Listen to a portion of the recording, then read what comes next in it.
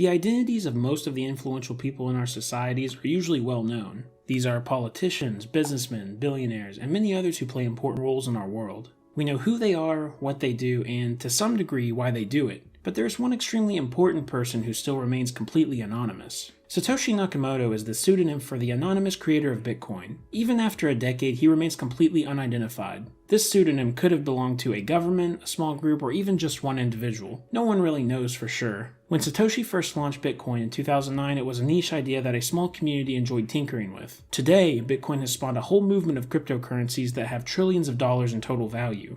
This has led Satoshi to become one of the richest and most influential individuals of our lifetimes. Not only did Satoshi create an extremely revolutionary technology, but he is also believed to hold a significant stake in it. It is estimated that he owns over 1 million bitcoins, which would be worth billions of dollars today. Yet Satoshi has never sold any that we are aware of. Creating such a revolutionary technology could have netted Satoshi fame and fortune, but like a thief in the night, he disappeared without a trace. All these years later, he still remains anonymous and inactive. Why? Satoshi Nakamoto started creating the code for Bitcoin back in 2007, but things really kicked off in 2008. This was the year he introduced Bitcoin to the rest of the world. On August 18, 2008, Satoshi registered the domain name for Bitcoin. Then on October 31st, he published the white paper, outlining Bitcoin's exact purpose and how it would work. This white paper was then distributed to a cryptography mailing list that had many individuals who would be interested in something like Bitcoin. 2009 was an even bigger year for Bitcoin. It went from an idea to a real functioning software. On January 9th of that year, version 0.1 of Bitcoin was released. With this, the Genesis block of Bitcoin was created, officially marking the beginning of Bitcoin. The Genesis block awarded Satoshi Nakamoto the first 50 Bitcoin, but it also held a more interesting Easter egg. In the code, Satoshi hid the message, "The Times, 03/Jan/2009,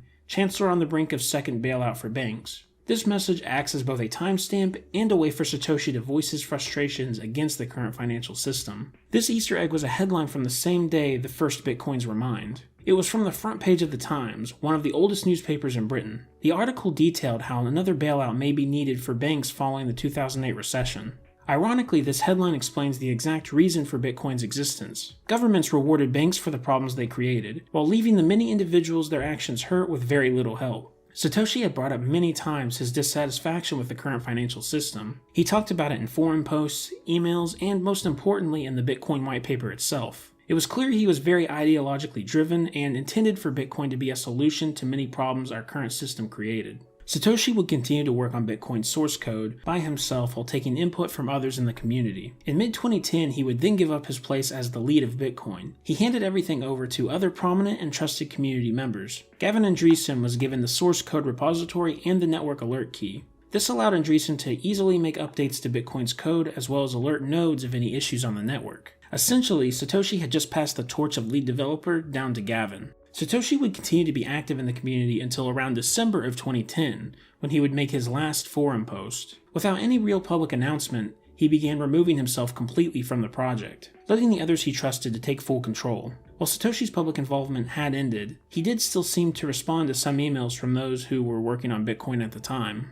In 2017, Mike Hearn, one of the early developers of Bitcoin, released his email correspondence with Satoshi from 2009 to 2011. In his last email, Mike Hearn asked, "I had a few other things on my mind, as always. One is, are you planning on rejoining the community at some point? Example for code reviews? Or is your plan to permanently step back from the limelight?" Satoshi answered this question with a concise yet insightful response. "I've moved on to other things. It's in good hands with Gavin and everyone." This made it official. Satoshi Nakamoto was done with Bitcoin, thus ushering Bitcoin into a new era without its creator. Satoshi would make one final forum post several years later in 2014. This post was written in the replies of the original post made introducing Bitcoin on the P2P forums. The reply simply read, "I am not Dorian Nakamoto."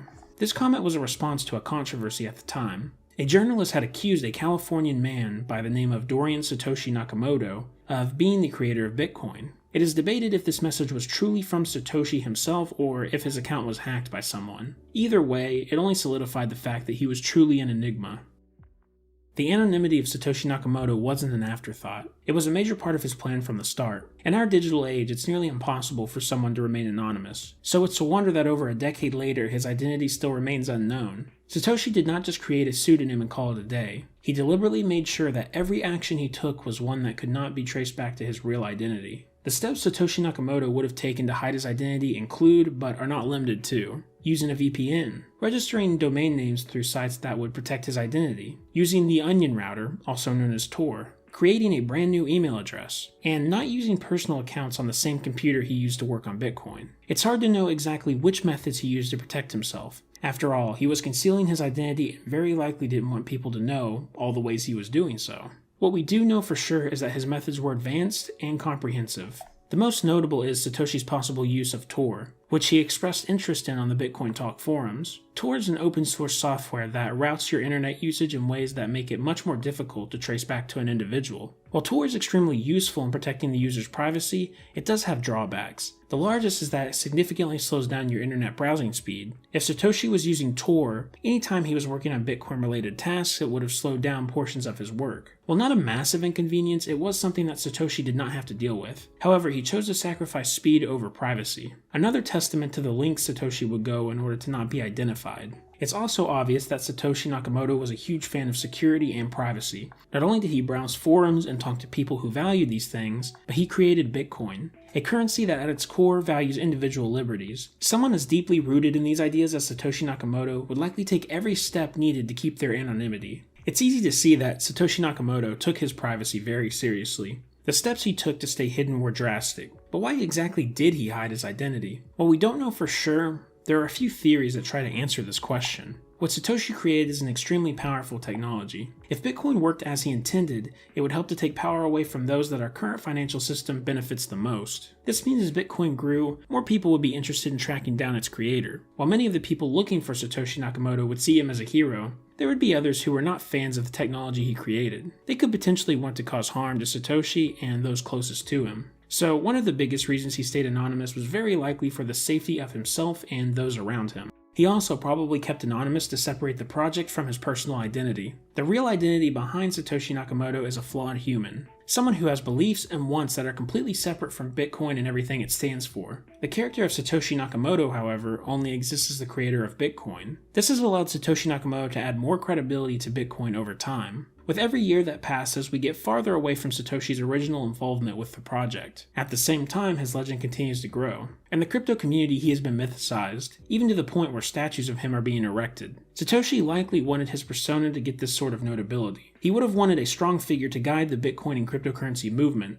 At the very least, he didn't want his weaknesses as a human to hurt the technology that he worked so hard to create. So, why did Satoshi Nakamoto remain anonymous? We will never truly know all the details. Everything mentioned here are just educated guesses. What we do know is that Satoshi was incredibly smart and likely had many reasons to keep his identity hidden. The two most prominent reasons are for his safety and to make sure Bitcoin could thrive. Satoshi Nakamoto's hidden identity has been a great help to the Bitcoin and crypto community. It has allowed them to benefit from a lot of the positives of having a strong founder, without the many negative aspects of him being a fallible human. Satoshi Nakamoto acts as a symbol of what we should strive to be, someone who is proactive in creating solutions for the issues in our society. Many will continue to search for Satoshi's true identity. Some will even claim to be him, but the truth is we will likely never know who the real Satoshi Nakamoto was. Most likely he was an individual, but Satoshi could have been the government or a small dedicated group. Just like his creation, Satoshi will live on. As a legend, he will never truly disappear. In 100 years, assuming that crypto and Bitcoin are still widespread, he will be more alive than he ever was now.